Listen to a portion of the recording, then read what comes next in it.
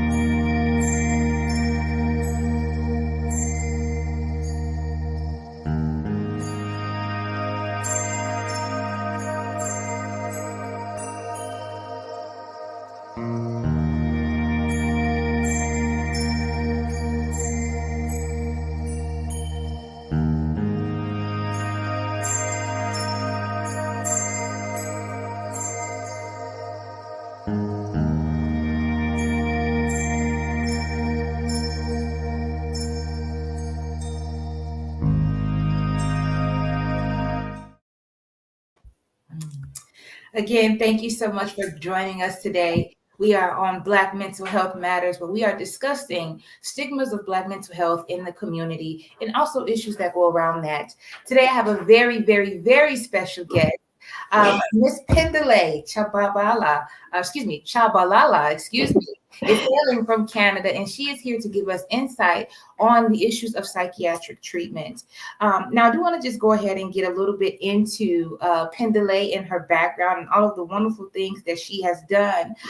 Phindile is a public health specialist, and she is in the field of epidemiology with a rich background in maternal and child health, as well as public health preparedness. She is an advocate for women's and children's rights and minority mental health awareness. Phindile, welcome. Hi, Rose. Thank you so much for having me. It's such a pleasure to have you on the show. I definitely did kind of go into your background before our meeting, and I'm just super impressed with all the contributions that you have made to the mental health field there where you are in Canada. Can you tell us just a little bit about what it is that you do on a daily basis? So currently, I'm doing a lot of freelance work, specifically working with Black youth. Mm. I'm sure, as you know, I live in Canada, Vancouver specifically, and it's diverse in a lot of ways, but there aren't a lot of Black bodies, specifically where I am. So I really want to focus on providing a space for Black youth, Black women, young boys as well, to be able to kind of discuss certain things that aren't really discussed in a larger setting, speaking about racial inequality and the impact that that has on individuals' mental health, seeing their parents having to go through a lot of this racial inequality and injustice and how that affects them and their ability to parent and raise children in a predominantly white environment. And I think that that is some super rewarding work. It's really great to see how engaging the Black youth here are, and just seeing the value that it has to let them know that they have a space to share their experiences and to voice concerns that they otherwise might not feel comfortable voicing. Sure. Absolutely. And I'm glad that you brought that up because our topic for today is the issues of psychiatric treatment, right? And I Mhm. believe that one of the issues could be or is kind of that being able to voice and having someone to reach out. But before we get into that, just a little bit more about you, just to give us kind of a firm place to build off of. What got you started into the mental health field? How did you pick that career path? So this was very personal for me. I was diagnosed with depression when I was 17, and I was born in Zimbabwe, raised in South Africa, and that is a predominantly Black environment. A Okay. lot of the people that I saw on a daily basis looked like me, sounded like me. So I was very much in an environment where I felt safe, but at the same time, there was that intense stigma around the D word. People don't talk about depression. Right. I was born in into a strong household of like women, and a lot of the kind of phrases are, we don't have the luxury of being depressed. We don't have the time to be sad. And so it was something that you were kind of ashamed of being okay with. Okay. And because of it, it made dealing with it, managing my depression so difficult. And I can't even remember how many times I lost track of who I was because Mm. this wasn't being addressed. I was too ashamed to address my depression. I was too ashamed to speak within my community about the things that I was feeling. And it wasn't just me. There were so many people that looked like me, that Mhm. sounded like me, that were in this exact same boat. And we were all just walking around miserable because of the stigma, because Mhm. of the lack of access to resources, and because we're just not talking about it. Mhm. So that was really the push that I needed to say, you know what? I think it's time that we get over it. We get over the shame and we Mhm. start talking about it, because if we don't, this pattern is going to continue and it's just going to keep being passed down. And we're just going to hinder ourselves in that process. Absolutely. That's a very powerful, touching thing that you said. Because even for myself, I'm in the social work field. Mhm. Even for myself, I find that a lot of times when you do enter into the mental health field as a professional, there's usually some sort of personal connection to that field, right? Some reason why you personally want to enter that field. So thank you for sharing that. While we're discussing it, and this wasn't part of the original lineup, but I just want to know, in the Black community, as you stated, there's a lot of shame that goes around mental health. Mhm. As a mental health professional, what would be your advice to a mom of a Black boy or the dad of a Black girl or both? And they come and they say, Mom, Dad, I'm depressed. How do you think, or how should a parent handle a statement like that? Or what should they do about that? Listen. Mm. All you can do, and the best thing that you could do, is listen. Hear what's being said to you Mm-hmm. and ask what you can do. I think a lot of times, and I know this is very true for myself, when you're telling someone how you feel, the worst thing is for them to be like, you'll get over it, or, this is how life is. Sure. If someone had just sat down and said, "What do you need? What do you think would be best for you?" That makes all of the difference. I also would really strongly encourage anyone that does have this happen to them. If your child comes up to you, if your friend comes up to you and says, "I'm depressed," do your research. We live in the 21st century. We can get onto a computer really fast. Yeah. Google depression, Mm. Google the symptoms, Google support techniques. Right. We live in a community where we have resources. It's just a point of learning about them, Sure. making sure that you know where to go if you need help or if someone you care about needs help. I think it's so simple, but it also seems like such a difficult task. Sure. And did you ever feel that because your depression wasn't addressed, or that the people around you didn't take it seriously, do you feel like that negatively affected how you treated it or how you actually were able to manage it?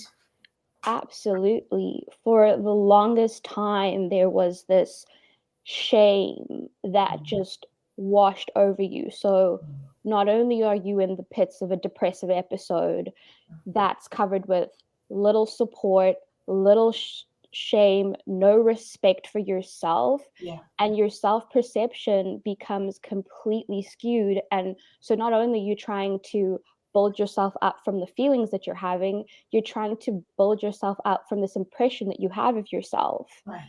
And I honestly think that for a lot of people that I've spoken to as well about this, that is the most detrimental thing to their mental health. That Mhm. personal shame that comes with not being heard, not feeling listened to. Mhm.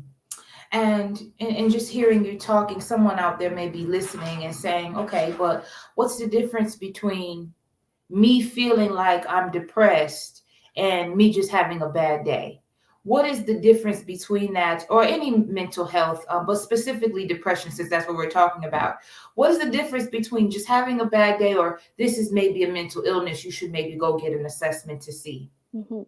I think it's so different for everyone, the way depression presents and how it manifests is completely unique to each person. You Okay. might be able to pick out specific things. Like, for example, we have a group chat where we just talk about little things, and someone will say, "Hey, I cleaned my depression room today." Mhm. And for someone, that means they've lived in their own filth for 3, 4, 5 months. Yeah. There there isn't even the courage to wake up in the morning and brush their teeth. Right. There is that constant fear and ongoing playlist in their mind that's telling them, "You're not worthy, you're not doing enough."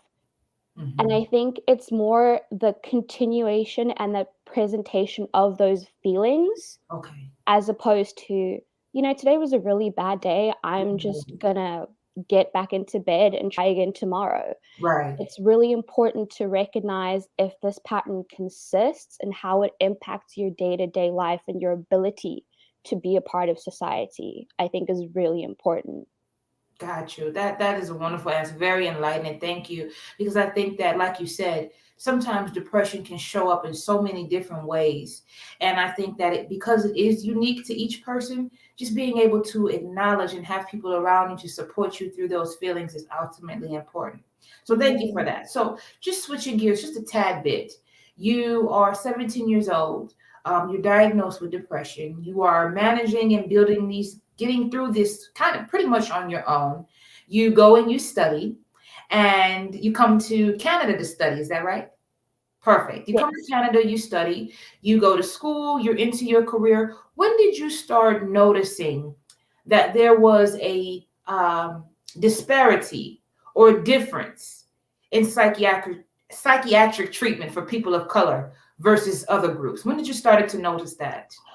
So, I went to a very small university here in Canada. Okay. I think at most on campus, there was 300 to 400 students on campus at, like, Oh, full capacity, wow. and it has such amazing benefits because the classes are smaller, you're interacting with your peers a lot more, you're exchanging, knowledge that you otherwise wouldn't be able to exchange, and your Yeah. relationship with your lecturers is so much more personal. Yes. But it was always, classes of no more than 20, Mhm. and you sit there on the first day of class and you're like, "Yep, I am the only Black person in this class." Absolutely. And it it's especially coming from an African country where that was never something that ever happened. Right. You were so used to seeing people that looked like you, that sounded like you.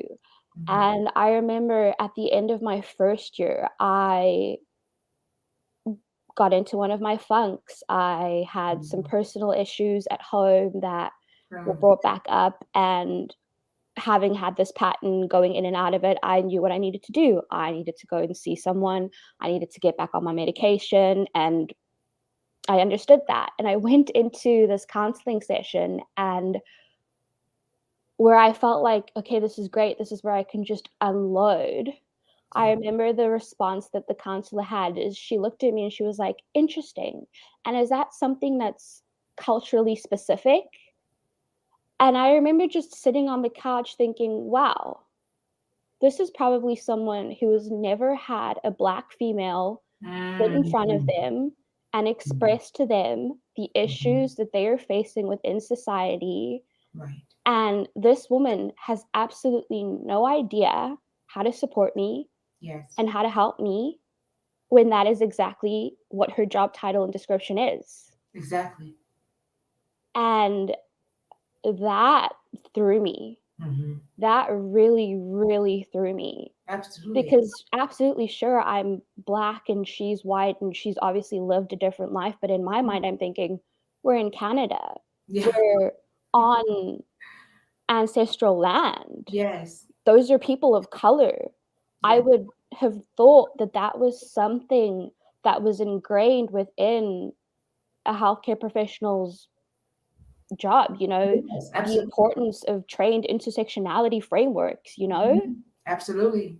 And so, yeah, that was kind of the moment I realized that it's very, very different for people that look like me.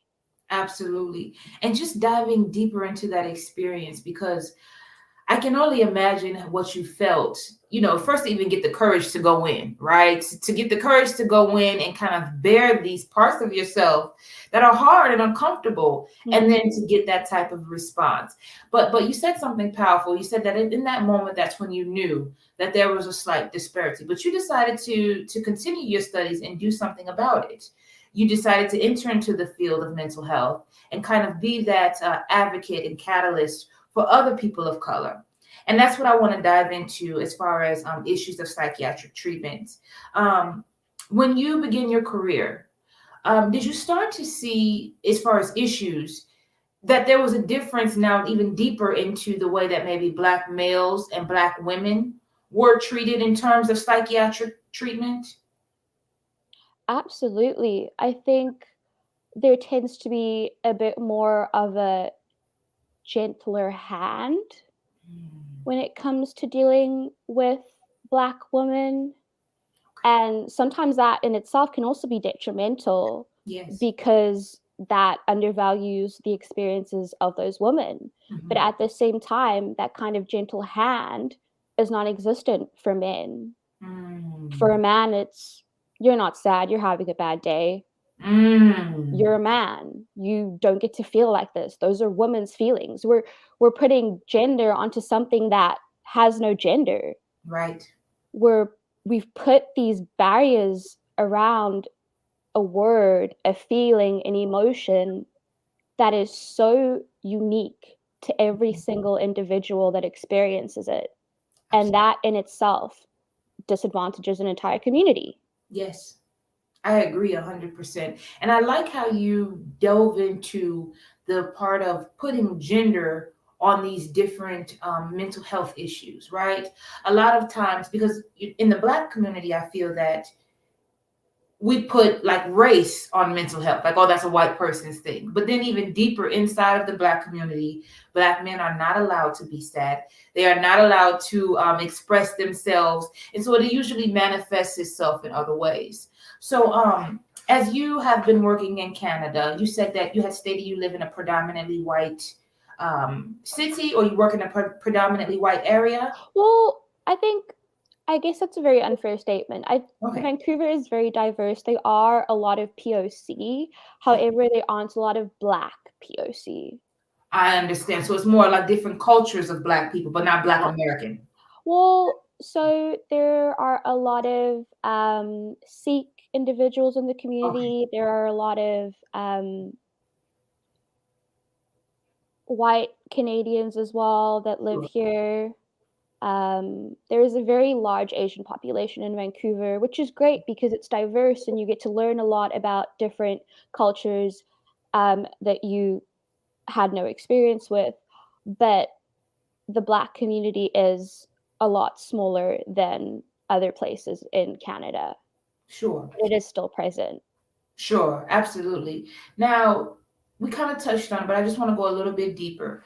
When it comes to issues of psychiatric treatment, besides Black males, and then we'll go about the women and the children in just a Mhm. moment, but Black males, I kind of want to stay there for a second. What are some of the issues aside from them being told that mental health issues don't exist for them? What are the other, I guess, what I would say, disparities or issues that you find in psychiatric treatment for Black men? So a lot of people that I've spoken to specifically in this regard, there's this need for sedation Mm. because for a lot of practitioners, there's that fear of the Black male body.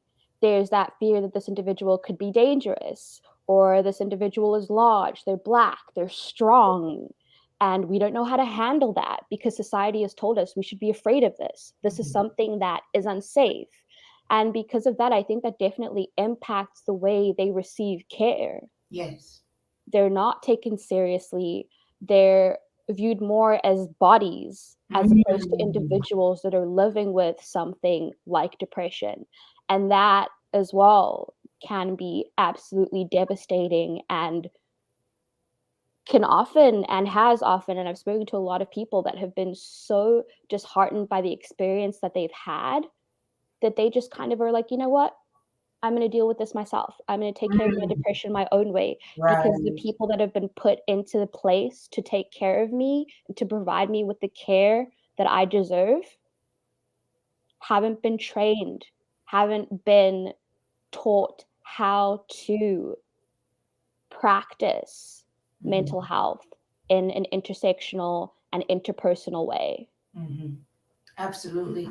And for those issues, what are some things as a practicing mental health professional in terms of the way that you see Black men being treated in a psychiatric world? What do you feel? And you can just give me two. What do you feel are two solutions that could pivot in your area or maybe even across the entire globe, the way that Black males are treated in terms of psychiatric help? I think the first thing would be power dynamics, Mm, recognizing that everyone is on a different level. mhm. And we hate to say this, we all want to preach about equality and equity, but we That live in a part. society Mhm. where the body that you are in and the body that is presented to society is how you were treated and how you were judged. Period. Absolutely. And because of that, we need to address power. We need to Mhm. address power dynamics and the way in which we use power to practice mental health support. Mhm. I also think trauma and our approach to trauma based care is vital. Tell me more about that. I'm sure you've heard, as we all have heard, the term generational trauma Yes. and how people speak about the way in which trauma is passed down from one body to the next Mhm. until it is really kind of ironed out from the top to the bottom. Mhm. The issue is, how do you combat something that you have no experience in? Mm. And that's where training comes in. Right. And that's where I'm going to once again use the word intersectionality. Yes. That is the key, in my opinion, to improving the support that Black bodies receive when it comes to mental health. Intersectional training of our healthcare workers is crucial.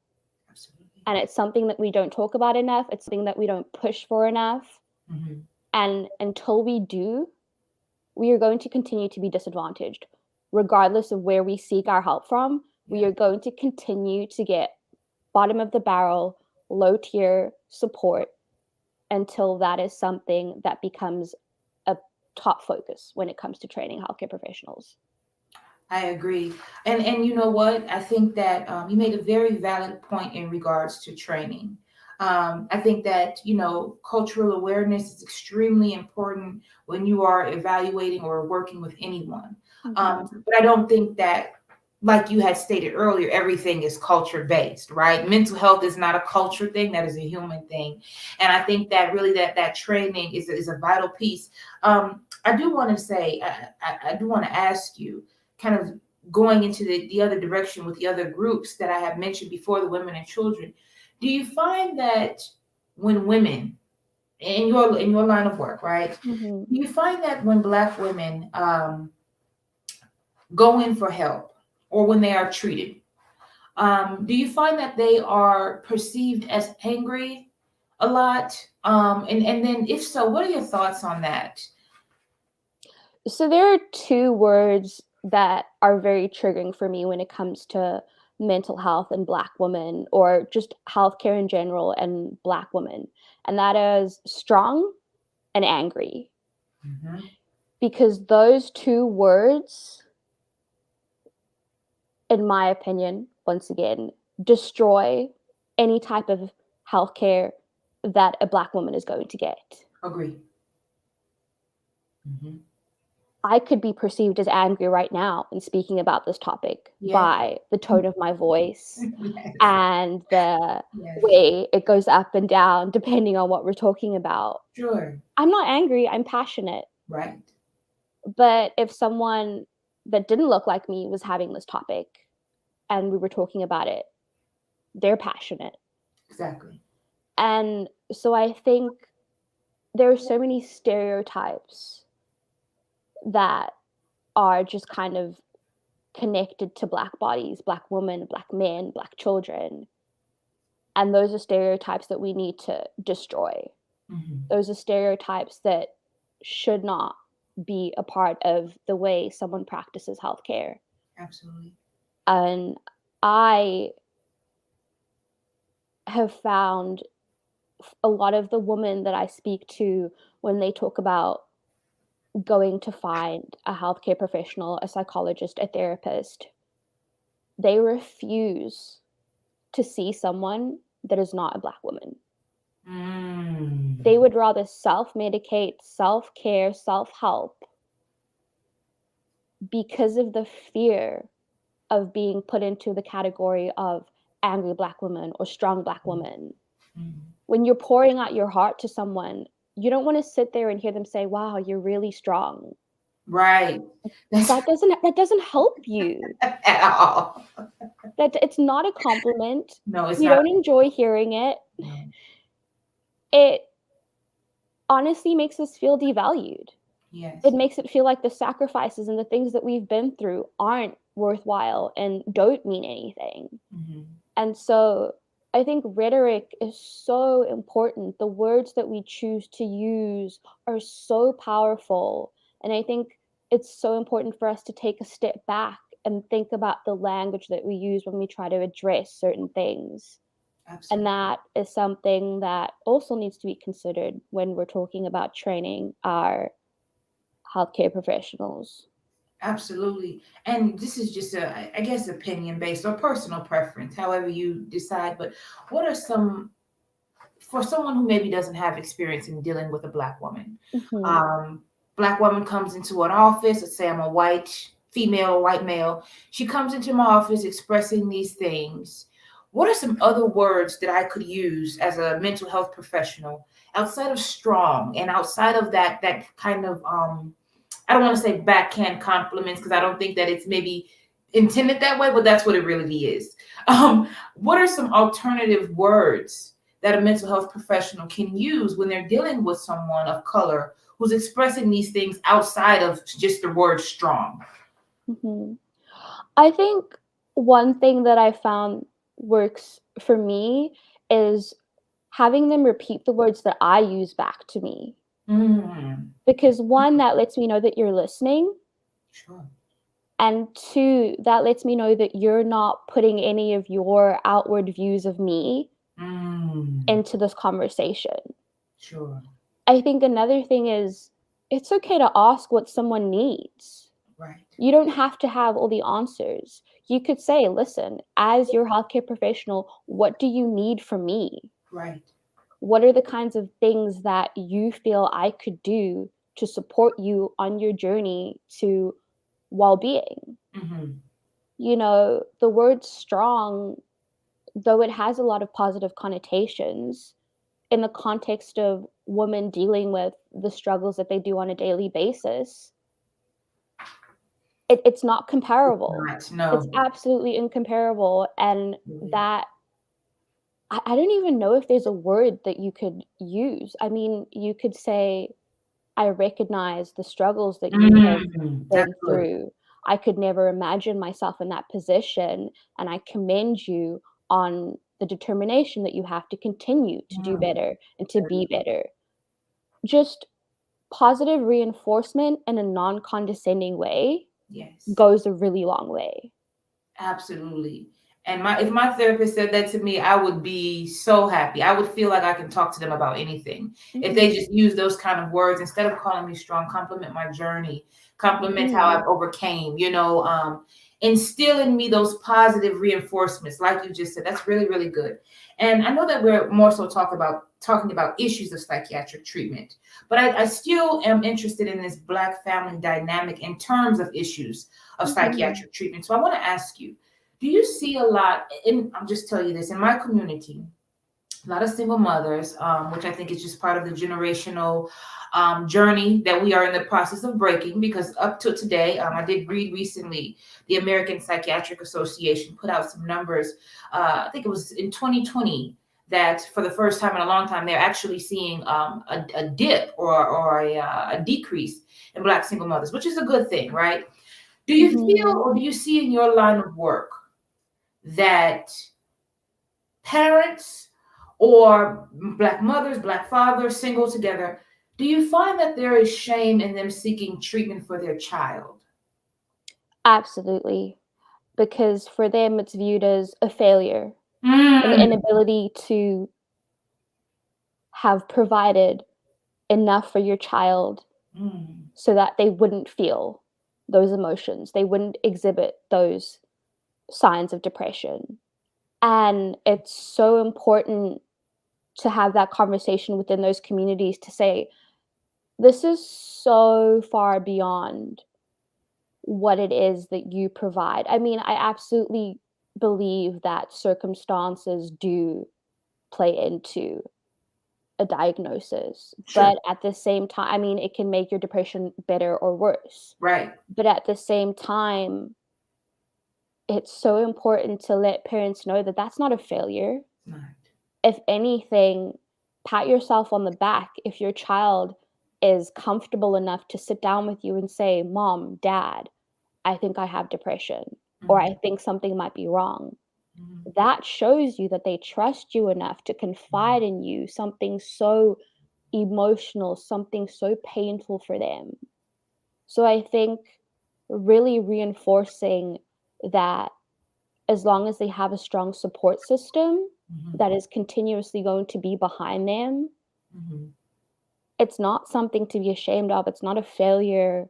It's just another thing in life. Absolutely. It's another stage in life that you as a parent can help your child through in whatever way that you can. But Absolutely. your stance on this is that there should not be shame. You should not feel like you failed. You shouldn't internalize it as the parent that this is something that's your fault.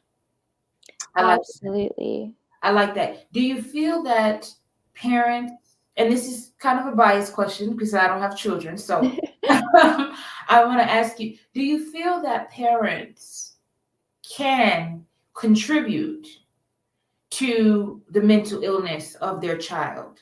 And if so, how so? That's a difficult question. Sure. I will say yes. Okay.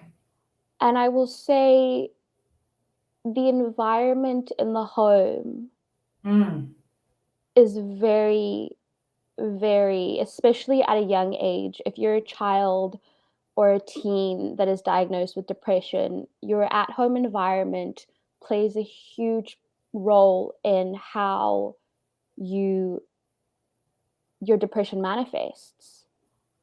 A supportive environment that looks to help you better ways to deal with your depression obviously will mhm, help you. absolutely. And I'll speak from a personal point of view. When I was diagnosed, after that kind of diagnosis and getting my medication from the pharmacy, that was it.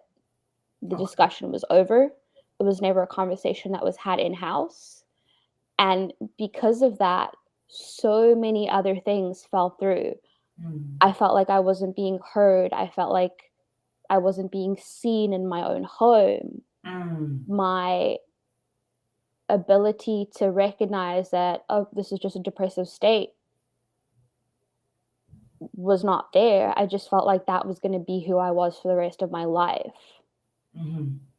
Medication as well. Right. I thought, I'll take this for 3 months and then be done with it.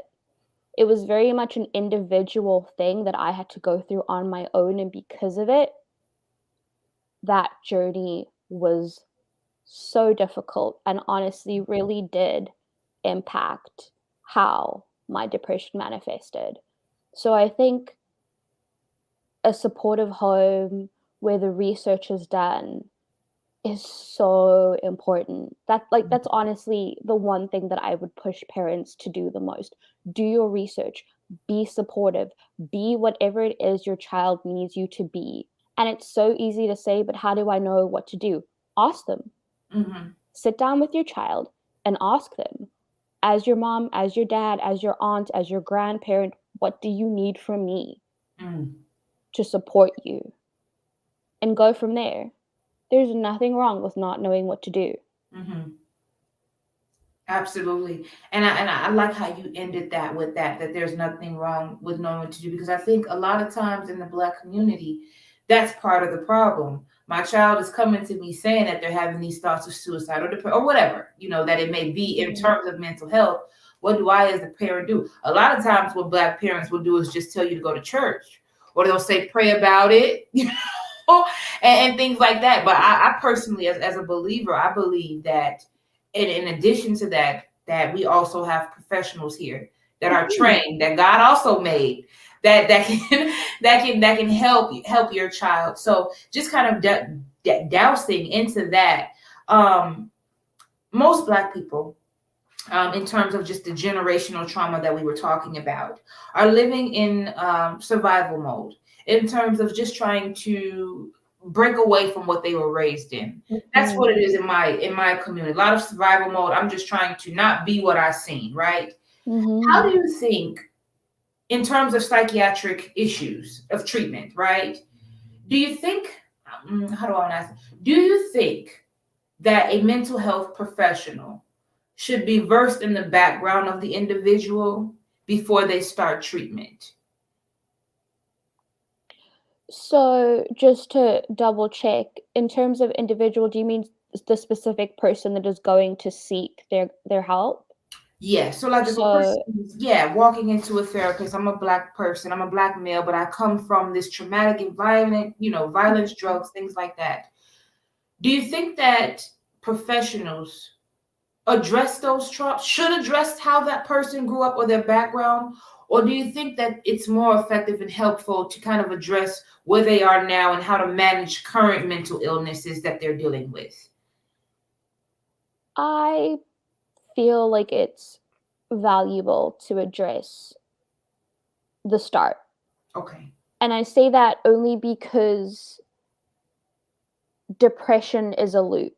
Mm. A lot of the Okay. things that manifest with depressive feelings are things that happened in the past that are playing over and over again in your head. Things that might have happened 10 years ago that you forgot about, but now you're in this depressive state and they've come right up again. Remember when I said that thing, or I did that thing, or I wasn't good enough in that? Is this going to be the exact same situation? I think it's so valuable to recognize what's happened in the past Mhm. because that's how you heal. Absolutely. Absolutely. And I know the person that I see, their intake was write a little bit of a paragraph on your journey from start to finish, Mm. where the depression started and where you are now. Mhm. The big parts in your life, the big moments in your life where your depression was really, really bad, and when it was something you thought you would never experience again. Because that's exactly what depression is. You get on that high and you're like, I was depressed. I can't even remember what that feels like. Right. And then you get into that low and you're like, Mhm. I don't remember when I was happy. Sure. And so to be able to map that out and pinpoint what was happening in my life, are there patterns? Can we Mm. connect the dots? If we can't, that's okay too. That Absolutely. also will help us in our treatment and our journey. So absolutely, I think it's really valuable to have at least a brief understanding of that person's lived experience and background Right. because that gives you a bit of insight into what kind of treatment they might need. Mm, absolutely.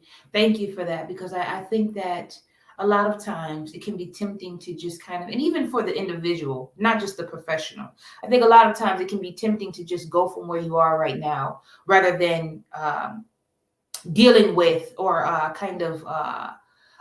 attacking kind of what led up to this, what led up to, not necessarily what led up to the depression, but what led up to who you are now and how you are dealing with it. You know what I mean? Absolutely. Very, very important. I did just want to kind of pivot just a little bit, and I don't want to take too much up of your time, but these are facts that I can't let you go without asking you about. I can't let you leave me without asking you. What are your thoughts connecting issues of psychiatric treatment to the criminal system? How does that funnel? How do issues of psychiatric treatment funnel individuals into the criminal system when maybe they should have just gotten treatment or mental help, or maybe mental health is what made them do the crime or whatever? How do you see those two, the criminal world and the issues of psychiatric treatment, kind of intersecting in your line of work? So I think something that really stands out to me is how even, and we're in 2022, I was about to say we're in 2021, but even in 2022, there are, just an example, I was in the liquor store down the street from where I live with my roommate, and from the moment I stepped foot into the store, I was followed the entire way through. At the liquor store? At the liquor store, whilst I was picking my bottles, making our monthly run, follow. And I could see my roommate, who is or physically presents as a white male, in the corner, keeping an eye on me and this individual that was following me. Yeah. And I thought, in my mind, I was like, if I was stealing, how would that have played out? What would that have situation looked like? Exactly. And I talk to a lot of parents who have kids that act out. Yeah. And they do things because sometimes there's that kind of risky behavior that comes with dealing with mental health. Yes. A lot of people do certain things just to feel something. Stealing is a big part of like behavior that comes within the mental health sphere, because it's that act of rebellion that makes you feel something that you haven't felt in a very long time, any kind of emotion. Yes. And so I think that kind of training needs to be present, not just in the people that we call our healthcare professionals, people in the social service industry, in the service industry, in our government service industry. I think we really need to start sitting down with specifically our youth and pinpointing, what was the reason behind this behavior? Is there something that is underlined in the actions that you've committed? I agree with that. I'm just looking here because you had said something as I was taking notes earlier, kind of in connection to that, about how kind of and this is kind of to do with the shame of that the parent feels. Where I live, if a child is convicted of a crime and they're under the age where they can be convicted, right? And it's a serious crime, or if they have been in trouble more than 3 times, the state that I live in, they automatically require or request that there's a diagnostic assessment. And for those of you who are listening, not mental health, that's just basically an assessment that professionals do to kind of determine where you are on the mental health scale, if you have, mental health illness, whatever, right? Do you think that something like that is helpful in terms of making sure that a person gets the treatment they need versus get the jail sentence that they need? Absolutely. I think I would go farther to say that I think that that's something that a lot of schools should really be more persistent on. We talk about lack of resources and lack of access to resources. The school system is where your child spends a large amount of their time out of the home. Yes, I agree. If those services were implemented in our schools, they're accessible, they're free, and they cover a large base of healthcare that is needed, Mhm. I think we would be living in a completely different society. Mm. So to hear that that's something that they do, I think is phenomenal. I would hope that that was something that is done in most places, but the Right. reality is it's not, It's not. because the resources just aren't there. But I really do think that we tend to glance over the fact that mental health plays a huge part in a lot of the behavior that we as individuals manifest in our daily lives. And until we recognize that and accept that, we're going to be stuck in this loop Yes. of talking about Mhm. Black mental health mattering. We Mhm. know it matters. Why does it matter? We're telling you why it matters. So let's do something about it. Let's put these systems in place, Absolutely. you know? Absolutely. Phindile, I just want to say that you have enlightened me. You have transformed the way that I think and talk about mental health, and I'm sure that the audience feels the same. I will definitely have your information, so if people want to connect with you in the show notes. I appreciate you so much for taking the time to come out and explain from the perspective of a mental health professional how these different issues of psychiatric treatment, not only how they are affecting our community, but also how they can be fixed. I appreciate you, and I look forward to speaking to you soon. Black mental health matters. Do not forget about it. Thank you all. Have a wonderful day. Thank you so much, Rose.